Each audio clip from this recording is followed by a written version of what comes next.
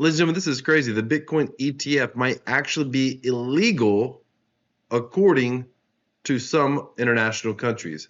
So I did not see this coming. I was actually doing research right now for another video. I got a video coming out about the impending bull market, 7 fundamental factors that I think is going to cause the Bitcoin price to literally melt faces. But I didn't think we'd start getting news out like this, particularly from the country that is saying this. This is a country that is a very strong ally, so much so they typically, financially anyway, they're very lockstep when it comes to traditional finance with the American laws.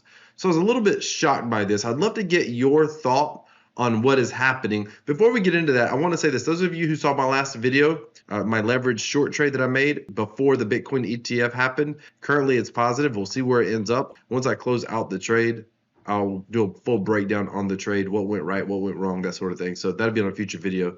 This news story caught me off guard. South Korea, their financial regulator, is saying that the Bitcoin ETF, the US Bitcoin ETF, may violate local law. And I found this incredibly interesting because if you don't know this, South Korea is heavily dependent upon the US. Technically are still at war with North Korea over there. We're just under a ceasefire. It's not even a peace treaty. It's just a ceasefire. It's the longest standing ceasefire in the history of the world as far as I know. It led me to start asking questions of myself. Why in the world would any international country interfere with the US Bitcoin ETF? And I think what's happening here is a bit of a financial power play, but it's bigger than that, I guess. So let me explain what I'm saying. When I put out my video talking about the coming bull market, what you're going to find out is there are several countries that are kind of secretly hoarding Bitcoin. And I don't mean through an ETF. They're literally using their financial resources to take ownership in their own cold wallets. They're not buying it through an exchange. They're literally taking ownership of Bitcoin. The reason governments are doing it is some sort of financial security, like the US dollar fails, then a lot of countries depend upon it. So for their own sake, I think people are, and they're worried about the US government inflating away the value of the US dollar, or potentially, if they're not allies of the US, freezing their US dollar assets, which the US government recently did with Russia.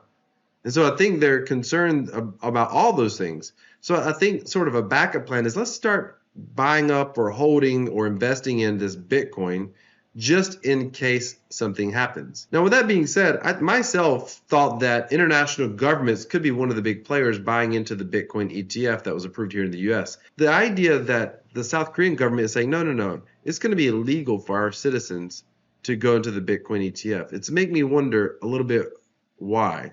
And I don't want to go out into the conspiracy realm here. At the same time, I was wondering, when I was reading the news stories about these other governments taking access of Bitcoin, it made me think, so is the US government completely naive? Or is it possible that, in secret, they could be buying up Bitcoin as well? Or are they just totally fighting against it through the traditional mainstream financial markets, like creating an ETF, for example? When I started reflecting on South Korea, I started thinking about the US markets actually created an ETF first. And this is a big deal because the American markets are some of the biggest financial markets around the world. And now American citizens don't necessarily realize this because American citizens don't typically invest in international markets, but a lot of international citizens do invest in American markets. So I'm sitting here thinking about these ETFs and the rule changes that occurred. One of the final rule changes was that under no circumstances could the investors be allowed to redeem their dollars for Bitcoin. And I previously said I thought it was a way of sort of gatekeep Bitcoin. So yeah, you can invest in the price of it, you can never own it. And so what that means is if you and I invest in a Bitcoin ETF,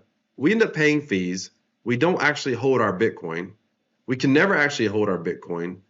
But essentially, BlackRock or whoever is taking our dollars and buying Bitcoin, and they're buying Bitcoin that is 100% under their control. So follow me along this line of thinking. And again, if I'm way out there, just let me know in the comments what your thoughts are. If international money comes in outside of the US, the American government doesn't necessarily need to own Bitcoin themselves. They can just have companies like BlackRock that are essentially under their control through financial regulations who actually own Bitcoin and hold the Bitcoin. That Bitcoin could be purchased with international investment dollars. Theoretically, the reason countries hold Bitcoin is in case worse comes to worse and the US dollar actually collapses, worst case scenario type stuff. America would have several of the largest financial companies in the world, one it being BlackRock, who would actually own and control probably the largest Bitcoin holdings in the world would be in these financial companies through the Bitcoin ETFs potentially. And many of those ETFs could be taken international dollars. This could be a way for the American government to be playing a little bit of chess when it comes to the Bitcoin cryptocurrency game.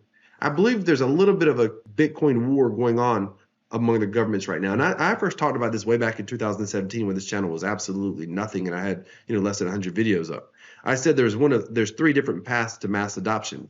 One is companies hold cryptocurrency. We're seeing that. I said that citizens would invest in it, as we're seeing it like in mass amounts, similar to Venezuela or Argentina right now.